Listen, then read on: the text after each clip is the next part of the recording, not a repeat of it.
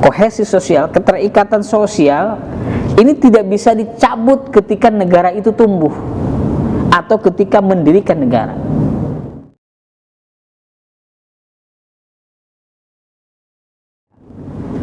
Harus muncul negara, harus muncul kekuasaan, harus muncul kerajaan, harus muncul dinasti, harus muncul kesultanan. Itu tidak mungkin tidak harus muncul. Ketika peradaban masyarakat muncul, dia membangun satu kesatuan, ya, maka tadi harus ada penengah yang membuat undang-undang, yang membuat sistem, dan yang menjalankan aturan, menjalankan sistem dan undang-undang adalah mereka yang diberikan kuasa. Kuasa itu pasti penguasa. Penguasa harus punya wadah, yaitu negara, atau katakanlah kerajaan, apalah namanya. Intinya ada wadah, ya, wadahnya penguasa. Katakanlah kita dengan negara. Negara terbentuk dikarenakan peradaban memang sudah terbentuk. Ketika peradaban masyarakat atau hubungan masyarakat ini ingin membuat negara, maka teori Ibnu Khaldun, tidaklah satu negara dibentuk, kekuasaan dibentuk kecuali diawali dengan nilai-nilai asabiyah. Saya ganti dengan bahasa kohesi sosial, ya, lebih luas. Saya ganti dengan bahasa kohesi sosial. Jadi tidaklah terbentuk negara kecuali karena ada asabiyah atau kohesi sosial. Ini kohesi sosial itu ada lemnya negara yang mengikat, keterikatan secara sosial. Kohesi sosial, keterikatan sosial ini tidak bisa dicabut ketika negara itu tumbuh atau ketika mendirikan negara. Kohesi sosial atau asabiyah dibangun dengan ciri-ciri. Yang pertama adalah dikarenakan kesukuan atau kekerabatan atau keturunan, jelas akan memunculkan asabiyah. Yang kedua dikarenakan kesetiaan, jelas muncul asabiyah. Yang ketiga dikarenakan adanya nilai persekutuan, jelas menghasilkan asabiyah.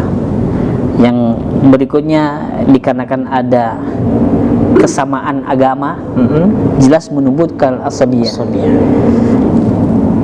Adanya perbudakan, nasib yang sama, akan memunculkan asabiyah. Ini seluruhnya tergabung menjadi satu, jadi asabiyah. Kohesi sosial. Tidak bisa sesuatu ya. Misalnya karena kesukuan lalu ini asabiyah. Enggak ya. Tapi bisa saja di dalam prakteknya orang menyebutkan asabiyah dikarenakan ada salah satu unsur muncul, ya, disebut asabiyah. Tapi itu nanti tidak akan kuat. Muncul itu karena itu saja, itu tidak akan kuat. Makanya asabiyah yang dimaksud atau kohesi sosial itu ketika seluruhnya itu secara integral menyatu pada satu tatanan masyarakat membentuk negara. Menjadi satu ya. Menjadi satu. Di atas kecintaan. Di atas kecintaan, di atas kesetiaan, di atas persekutuan, di atas nasib yang sama, di atas agama, di atas kerabatan. Nah, nasionalisme itu sebenarnya adalah bagian terkecil dari asabiyah. Bagian terkecil. Bagian terkecil dari asabiyah, nasionalisme itu. Nah, dulu negeri tadi apa? Konoha dibentuk. Didengungkan kan dari awal adalah tentang nasionalisme. Atau bahkan lebih besar lagi kalau dari Jazirah Arab datang ketika pan-islamisme, itu adalah asabiyah. Nah, bagian terkecil yang disebutkan oleh beberapa founder itu adalah dengan gaungan nasionalisme yang tidak lain adalah bagian dari asabiyah atau kohesi sosial. Kan dari situ kemudian muncul lagi kan, ya, persamaan nasib, kesamaan nasib yang sama, ya, benar.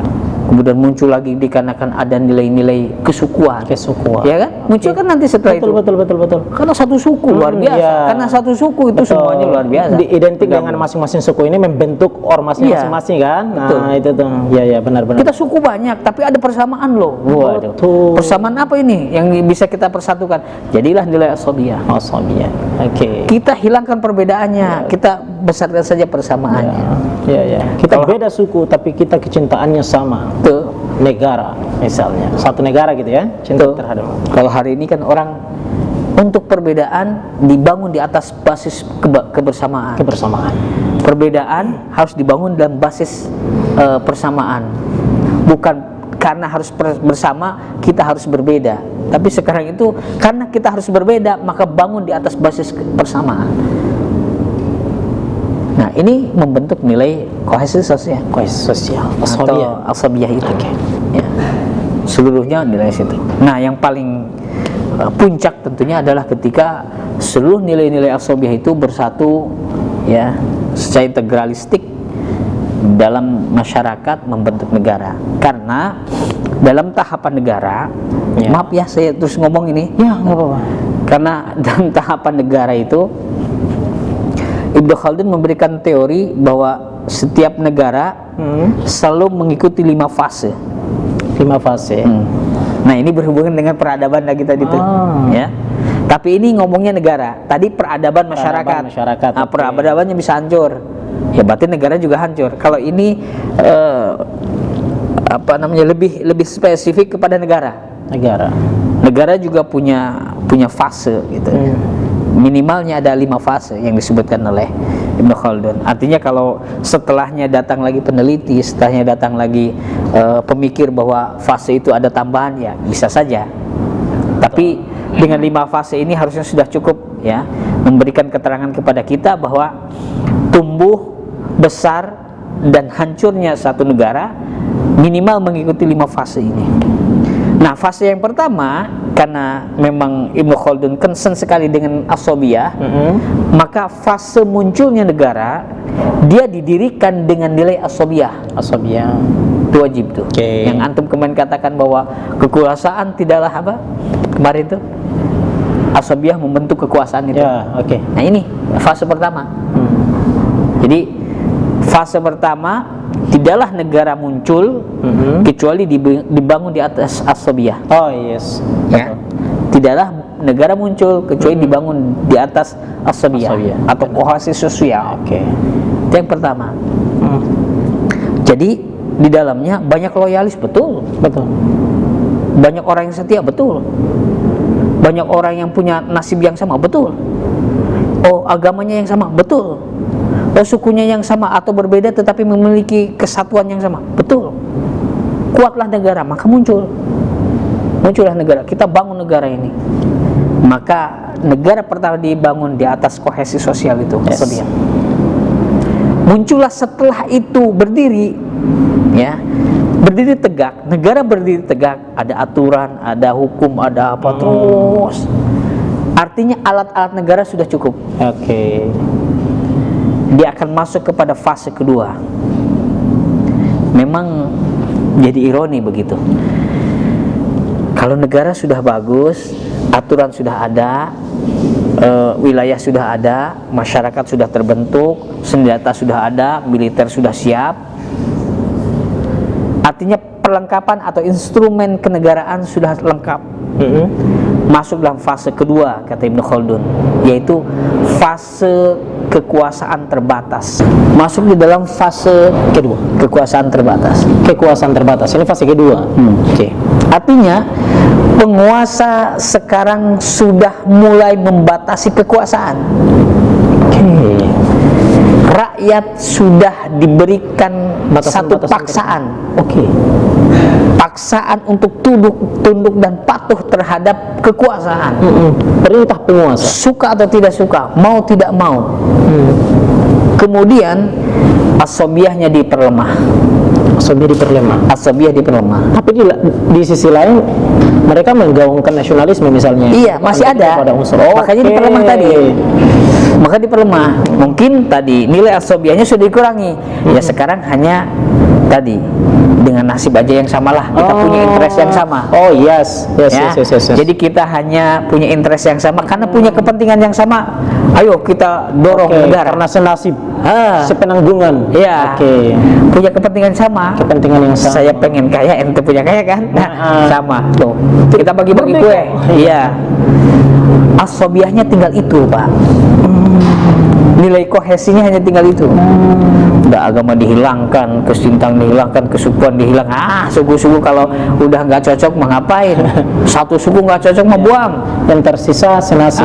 Yang tersisa tinggal kepentingan.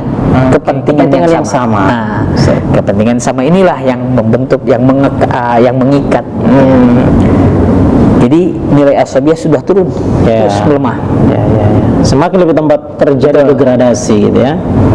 Ini masuk di dalam generasi penatar. Penata. Tadi yang pertama, ketika membentuk negara dengan asabiah itu generasi pendobrak. Oke. Nah, ini masuk ke generasi penata. Penata. Penguasa menekan habis aturan, rakyat dipaksa harus tunduk dan sebagainya, sehingga rakyat sudah menunjukkan ketidaksenangan terhadap penguasa. Kedua, sudah cuek, sudah acuh tak acuh terhadap aturan-aturan. Jadi biarkan juga, bodo amat mau ngapain tuh negara. Yang penting kita masih diurus nggak, masih bisa makan, ya sudah, yang penting bisa makan. Oke. Tapi ikuti aturan negara, iya. Ini sudah, akhirnya dia udah acuh tak acuh. Nah, nilai asabiah harus dikurangi, diperlemah terus. Ini fase kedua. Nah, kalau fase kedua sudah terbentuk, masuklah kepada fase ketiga, adalah fase menikmati kekuasaan. Fase menikmati kekuasaan. Oke, penikmat di sini. Iya, ini disebutnya memang generasi penikmat. Penikmat. Iya. Ini masuk ke dalam fase menikmati kekuasaan yang diwariskan oleh penguasa sebelumnya. Dia tinggal mengatur alokasi kekayaan kemana. Di sini tidak ada lagi nilai asabiyah. Saya katakan di sini nilai asabiyah di sini hilang. Di sini tidak lagi menulis tentang asabiyah. Ini fase ketiga ini. Fase ketiga Tentang negara. tentang negara. Oke. Ini nilai asabiyah sudah hilang. Oke. Penguasa tinggal menikmati seluruh kekayaan, ya, kekayaan yang sudah terkumpul, kemakmuran yang sudah dijalani, pembangunan yang sudah dijalani. Dari mana itu? Oh, dari penguasa sebelumnya yang tadi yang habis-habisan nekan, ya. Pajak hajar, pajak tarik 10%, bukan 10%, 20% untuk mengumpulkan kekayaan, untuk mengumpulkan kas negara sebanyak-banyaknya. Itu di fase kedua kan? Oke. Tekan semua. Asobiah kurangin kalau memang itu mengganggu kepentingan. Ya. Jadinya begitu dia yang hari ini menikmati Itu dari fase hasil kedua. ini, ketika begitu diserang, diberikan informasi tentangnya, oh ini bukan salah saya. Iya, yang itu. buat ini adalah mereka-mereka yang Betul. Dahulu itu yang, kalau saya kan hanya tinggal menjalankan. Iya. Maksudnya menikmati. Ya, penguasa yang tinggal menikmati kekuasaan yang diwariskan oleh pendahulunya. Oke. Ini lebih stagnan lagi tentunya. Tidak ada nilai asobiah Lebih lagi. parah lagi nih. Di sini hanya tinggal opportunity. Oke. Tinggal orang-orang oportunis yang masuk. Siapa yang bisa memberikan kue, dia akan mendapatkan jatah. Oke. Tidak ada nilai asobiah. Ibnu Khaldun tidak mengatakan di sini masih ada nilai asobiah, sudah hilang. Kalau sebut lemah, mungkin lebih kehilang. Siapa yang bisa memberikan siapa, maka dia akan dikasih. Siapa yang bisa memberikan kue, dia akan diberikan kue juga.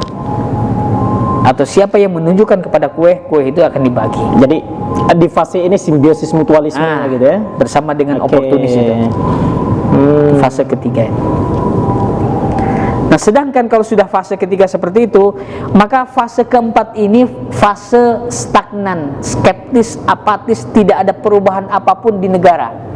Pokoknya bodoh amat. Bodoh amat. Pokoknya lurus saja. Di sini ada penindasan nih. Nggak ada. Bodoh amat. Iya. Ada pembangunan, nggak ada. Nggak ada. Nah, orang bangunan sudah bagus semua. Bagus semua, ya. Ada jatuh enggak? Jalan udah habis. Udah tol semua katanya. Ya. Bolong. Buat gorong-gorong enggak, gorong-gorong udah habis. Jadi tidak ada. Di sini ada fase stagnan. Ya, kalau masih kurang setuju dengan pendapat Ibnu Khaldun, ya silahkan teliti saja ya secara ilmiah. Fase keempat ini fase stagnan, apatis, skeptis, tidak ada perubahan apapun yang dilakukan oleh kekuasaan. Diam. Berarti dia nggak lakuin apa-apa sama sekali nih, nggak ada apa-apa. Tidak. Contoh ini contoh kalau saya ibaratkan dengan orang di fase ini ada fase kemalasan. Jadi gini, fase ketiga tadi kan fase menikmati kan, banyak harta kan, banyak harta, terus banyak kue yang bisa dibagikan, orang yang datang juga memberikan proyek, kita kasihkan lagi saling untung tadi, simbiosis mutualisme, ya kan, dapat harta banyak kan, sudah kenyang. Maka fase keempat ini fase malas, tinggal malas. Mau ngapain lagi? Ya itu tadi, mau ngapain lagi? Tol sudah banyak, sudah semua jalan sudah habis. Ya, pembangunan sudah merata. Tol langit. Alah, tinggal udah ngecat langit, tinggal itu tinggal apa? Siapa itu presidennya, katanya kalau saya jadi presiden akan ngecat langit. Udah habis, ya kan? Laut sudah, kereta bawah laut sudah ada. Apa lagi? Sudah full. Ya kan? Perekonomian sudah melesat 8,7%. Nyatanya 1,5%.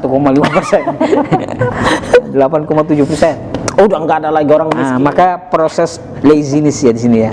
Proses kemalasan. Ya, proses al-kasl, malas untuk berbuat apapun. Makan, tidur, itu buang angin. Bukan buang aja. Nah, itu aja. Tidak ada perubahan apapun. Nah, soal masalah durasi tidak disebutkan, karena setiap negara, setiap kekuasaan, setiap peradaban tadi tergantung kekuatan peradaban itu, dan punya durasi masing-masing. Betul, ada durasinya. Walaupun range-nya Ibnu Khaldun tidak lebih dari 600 tahun itu. Tidak lebih dari 600 tahun. Tapi tentang negara yang dibagi menjadi 3 yang masing-masing dengan 40 tahun itu, ya itu sebenarnya adalah bagian terkecil dari yang 5 ini. Dibagi lagi tadi yang saya bilang, ada yang pertama adalah pendobrak, yang kedua penata, yang ketiga adalah penikmat. Nah, penikmat ini langsung si penghancur. Jadi kalau dibulatkan lagi itu jadi 3. Jadi dibuat oke. Karena memang muka dimanya itu Trisila ini. dari Pancasila jadi Trisila. Dari 5 fase menjadi 3 fase. Sama saja sebenarnya. Nah, di fase penikmat ini adalah tadi ada nilai kemalasan yang stagnan dan juga sekalian menghancurkan. Yang kelima ini adalah penghancur ya? Iya. Yang kelima penghancur. Jadi enggak yang 3 ini. Yang ketiga pendobrak, penatar dan penikmat. Penikmat ini sekaligus penghancur. Include penghancur tadi. Include yang malas tadi. Betul. Semuanya. Setelah menikmat. Jadi ini ada 3 fase langsung. Menikmati, malas, menghancurkan. 3 itu si penikmat itu. Nah, kalau dalam 5 fase ada fase tadi pendiri, ya, kemudian fase penekan atau penata, kemudian fase penikmat, dan ada fase yang kemalasan itu. Ini fase penikmat juga kan? Kan ini sudah menikmati. Sepaket mereka.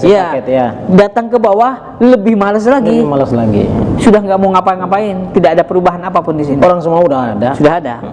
Jadi tinggal gonta-ganti presiden aja atau gonta-ganti kekuasaan aja. Baru keempat, karena sudah dimunculkan penikmat dan pemalas sebelumnya, maka yang muncul itu tinggal menghambur-hamburkan uang. Ini yang terakhir ini, yang kelima nih. Jadi yang kelima, fase kelima itu menghambur-hamburkan kekayaan. Pemborosan. Ya. Fase ini adalah penguasa, adalah perusak kebaikan-kebaikan yang dilakukan oleh para pendahulunya. Apa sama halnya di fase terakhir ini yang apa tadi? Pemborosan, penghambur-hamburan uang tadi. Menghamburkan kekayaan negara. Apa sama halnya dengan memberikan aset ini, yuk kelola sini. Iya, sama seperti itu. Contoh, membuat alokasi anggaran subsidi untuk hal yang tidak jelas. Itu apa? Udah subsidi ada negara. Ini subsidi negara, subsidi untuk apa? Tidak ada nilai keuntungan, kemanfaatan untuk masyarakat. Subsidi. I got it. ajar aja. Oke. Ya contohnya yang sering dikatakan itu, jalan tol itu mau disubsidi atau jalan tol itu dibangun oleh negara buat apa gitu. Kalau pengamat politik sering mengatakan, ngapain buat jalan tol?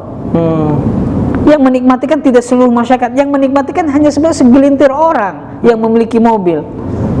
Nah, masyarakat dari menengah ke bawah kan tidak mungkin menikmati tol, gitu bahasanya. Betul. Nah, ini menghambur-hamburkan kekayaan negara. Ada lagi nih Ustaz, Untuk subsidi-subsidi yang gak jelas. Maka ini penguasa perusak kebaikan-kebaikan yang sudah dilakukan oleh para pendahulunya. Ada lagi. Inilah titik kehancurannya. Betul. Di sini titik orang malas semua gitu ya. Ini sudah titik hancur. Pantas saja gitu. Yang negeri Konoha tadi yang kita bicarakan Ustaz, itu asetnya tuh melimpah tuh, ya kan? Tapi nggak tahu SDA-nya luar biasa gitu. Tapi SDA banyak. iya, di sana rakyatnya tuh, aduh ini kenapa aset-aset kita, kekayaan alam kita nggak bisa dikelola oleh negeri ini sendiri gitu? Kenapa harus dikasih ke negeri yang lain? Oh, karena memang negerinya sudah dipenuhi dengan itu tadi ya, kemalasan ya. Udahlah, kita nikmati aja. Betul. Nanti biarin. Inilah 5 fase yang disebutkan oleh Ibnu Khaldun Dan dirangkum menjadi 3. Dirangkum menjadi 3. Dirangkum menjadi 3. Tentang pendobraknya, tentang penata dan penikmat. Penikmat ini sekaligus penghancur. Okay. Nah, kalau sudah masuk di fase kelima, hancur peradaban, negara, masyarakat, nanti akan tumbuh lagi, diulang lagi, Ulang lagi. diulang lagi Oleh orang manusia baru lagi. manusia yang baru. Oke. Wilayah baru atau wilayah lama yang sudah rata dibangun lagi dari awal lagi, dibangun dengan nilai apa? Dibangun dengan nilai asobiyah lagi. Asobiyah sudah kuat, masuk kedua, harus ditekan nih, terus berulang seperti itu. Bisa saja. Itu mungkin rangkuman dari masyarakat, peradaban dan negara itu.